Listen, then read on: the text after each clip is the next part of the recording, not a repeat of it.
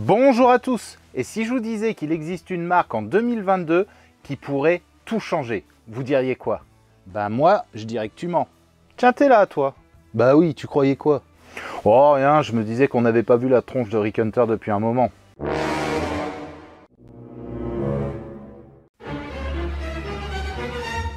Rick Hunter? Ben toi, banane, c'est ton blaze. Non mais pourquoi Rick Hunter? Je me casse le cul toute la journée pour... La chaîne. C'est vrai ou faux? Ouais. Ouais. Qu'est-ce qu'il y connaît? Qu'est-ce qu'il connaît? Aux motos. Rick Hunter. Je sais pas. Réponse. Rien. Il connaît rien. Ah bravo, très malin, très mature. J'applaudis.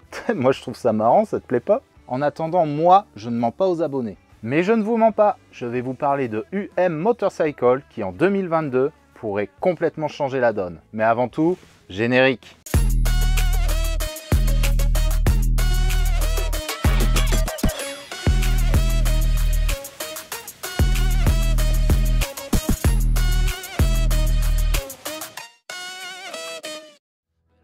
Donc, comme je vous le disais, UM Motorcycle pourrait changer beaucoup de choses sur l'échiquier des 125 en 2022.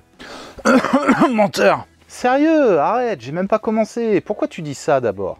Oh, je sais pas, peut-être parce que j'ai le script.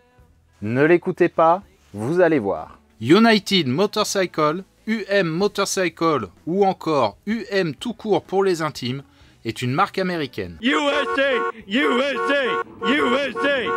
Son créateur Octavio Villegas Liano, pas très ricain pur souche comme nom ça, a fondé la marque dans les années 2000. Le siège social se trouve à Miami et aux dernières nouvelles, le réseau s'étend sur 1200 points de vente dans 25 pays différents. Depuis 2016, ils ont attaqué le marché européen. Ouais, classique pour des Américains. Ah! Oh my god! USA! USA! Et leur siège social serait basé à Porto pour le vieux continent. Leur gamme de motos est très importante, allant des cruisers au trail en passant par les scramblers et les supermotards. Mais attardons-nous sur la gamme française. UM propose sur le marché français les modèles phares de sa gamme justement. La DSR SM 125 pour l'enduro supermotard, avec un moteur 15 chevaux à 10 750 tours minute. Je vous laisse apprécier les caractéristiques de la bête. On pourra lui reprocher un manque de différenciation dans ses coloris et un réservoir d'à peine plus de 6 litres, mais elle pourrait séduire les amateurs du genre avec son poids contenu à 125 kg et les 16 cm de garde au sol. La X-Street 125 RS dans la catégorie des roadsters sportifs. Ici aussi, un moteur annoncé pour 15 chevaux mais à 9500 tours minute, refroidissement liquide mais avec un réservoir du double, passant ainsi à 13 litres. Esthétiquement, je trouve qu'elle rentre dans le moule de ce que propose la concurrence. Je ne peux m'empêcher d'y voir un clone d'une Kiwi RKF, surtout au niveau du phare et de la face avant. Les amateurs apprécieront. Ou pas. Avec une longueur de 1,92 m, pile poil comme moi. La moto est assez rablée. La Scrambler X Café 125. Plutôt jolie dans le style vintage à l'anglaise. Cette 125 existe en deux coloris, gris ou noir. Rétro en bout de guidon, selle en simili-cuir marron, jante à rayons. Esthétiquement, elle est plutôt réussie. Par contre, le moteur est un 7 kW, 9,5 chevaux. Refroidi par air avec une boîte 5 vitesses. Elle semble être la basique de la gamme.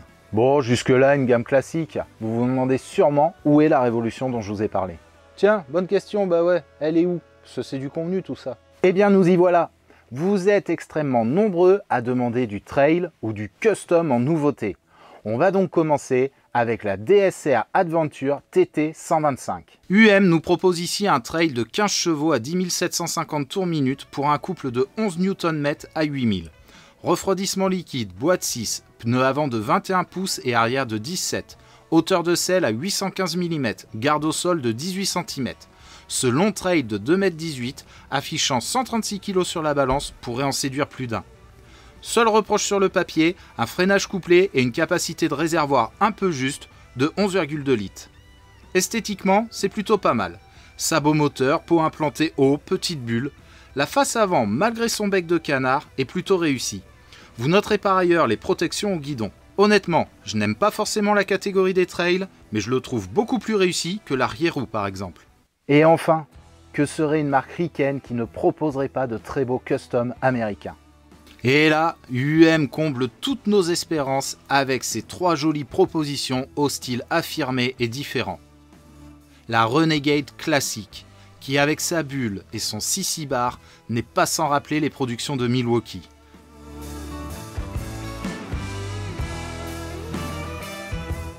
La Renegade Commando, qui opte dans ses coloris pour un style US Army des plus réussis.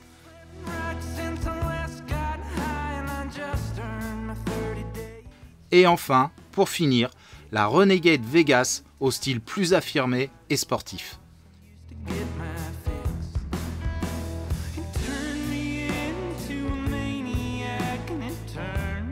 Ces 3 customs ont exactement les mêmes caractéristiques. À un poil du cul près. Moteur 15 chevaux, refroidissement liquide, boîte 6, transmission par chaîne, longueur de 2,26 m, hauteur de selle à 770 mm, freinage couplé, pneus de 15 pouces à l'arrière et 16 pouces à l'avant. Elles ont toutes les 3 un réservoir gargantuesque de 21 litres. Honnêtement, à part un mono en lieu et place d'un bicylindre qui aurait été de bien meilleur goût, difficile de bouder son plaisir lorsqu'on voit ces 3 belles. Des customs originaires des States en cylindrée 125, le rêve non. Enfin, la vraie American Way of Life a porté des permis B. Limite, j'aimerais avoir les 3 dans mon garage tellement elles sont belles avec leur style si différent. C'est bon, tranquille, ça va. Tu veux un mouchoir? Peut-être un nouveau caleçon? Et question qualité, c'est comment? Ben j'en sais rien. Waouh, génial le scoop. Et les tarifs au moins, tu peux nous les donner?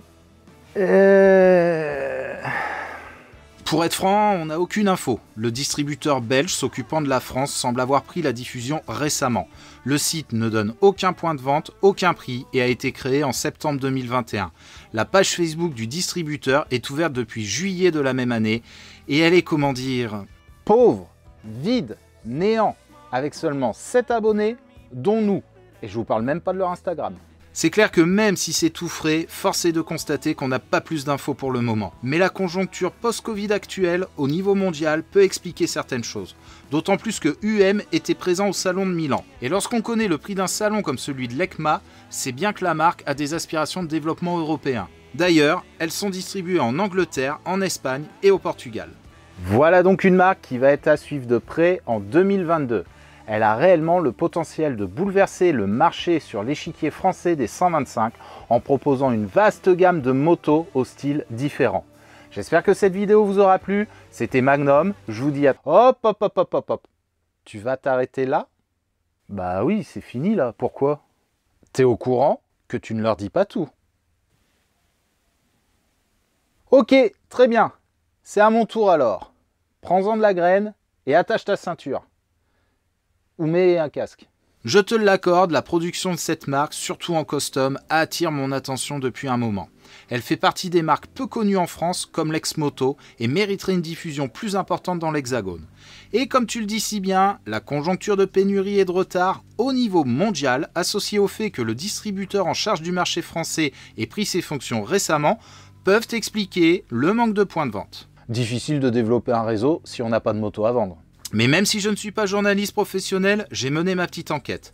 Déjà, lorsque nous avons commencé à préparer cette vidéo, nous avons été surpris d'apprendre qu'un distributeur français existait depuis plusieurs mois. Oui, parce qu'à la base, la vidéo devait s'appeler UM Motorcycle à Caen en France. Nous les avons donc contactés 3 fois depuis décembre, avec relance et sur plusieurs adresses mail différentes afin d'avoir des infos. Tu peux leur dire la réponse qu'on a eue?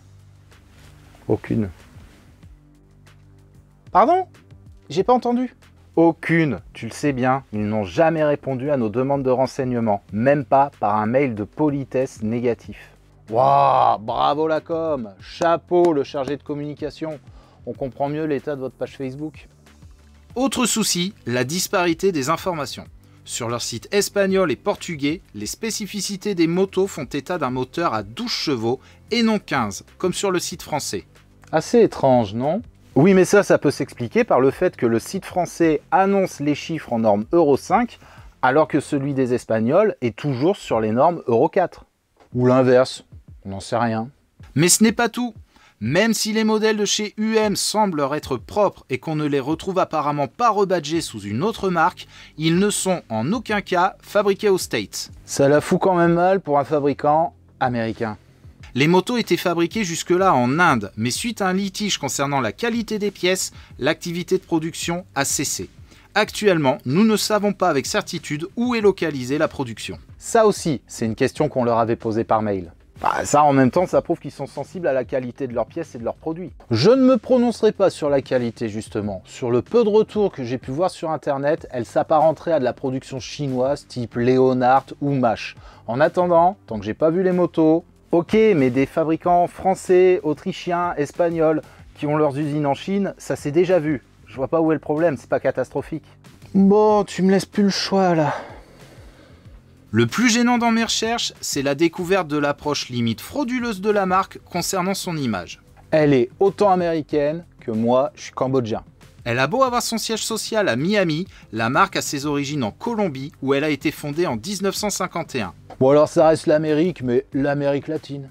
Elle est rentrée dans le monde de la moto dans les années 90 avec des partenariats chinois et taïwanais. Vers 1996 ou 2000, suivant les sources, elle délocalise son siège social aux States pour faciliter ses exportations en se faisant passer pour un constructeur made in USA. En 2005, elle vendait des Yosung rebadgés. En 2010, la société d'origine arrête ses activités aux États-Unis et la totalité de ses actifs sont rachetés par Martin Racing Performance. En 2014, elle s'installe en Inde en se présentant comme un fabricant américain.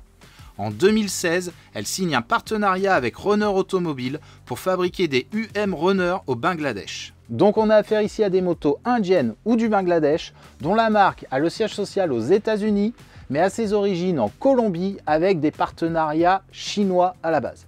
Ok, donc voilà, tu critiques, la marque est pourrie, elle ment, les motos sont pas géniales, ça sert à rien qu'on s'y intéresse. Non, non, pas du tout. Comment ça, non?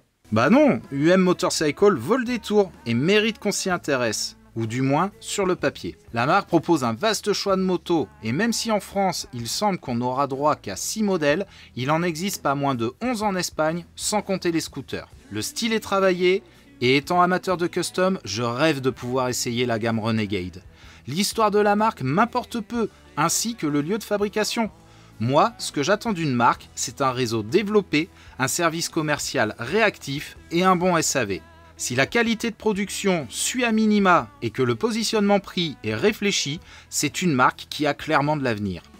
Par ailleurs, les modèles sont a priori conçus par une équipe américaine. Seule la fabrication est délocalisée. C'est quand même légèrement différent que de rebadger de simples modèles de conception chinoise par exemple. Juger de la qualité d'une moto sans l'avoir essayée n'est pas fair-play, tout comme la mettre sur un piédestal. J'attends d'en savoir plus et j'espère que le réseau s'étoffera courant 2022. Tu m'étonneras toujours toi. D'ailleurs, messieurs dames de chez UM, si vous regardez cette vidéo, n'hésitez pas, prenez contact avec moi, je serai vraiment ravi de pouvoir tester votre production. On est donc d'accord, UM Motorcycle est une marque à suivre de près et j'ai réellement hâte de croiser sur nos routes leur production en 125. J'espère que cette vidéo vous aura plu. Comme d'habitude, n'hésitez pas à liker, mettez en commentaire ce que vous pensez de cette nouvelle marque. Pour ceux qui ne sont pas encore abonnés, abonnez-vous. N'oubliez pas de mettre la cloche de notification pour ne rien louper des prochaines vidéos. C'était Magnum, c'était Rick Hunter apparemment. On vous dit à très bientôt, prenez soin de vous. Et à tous.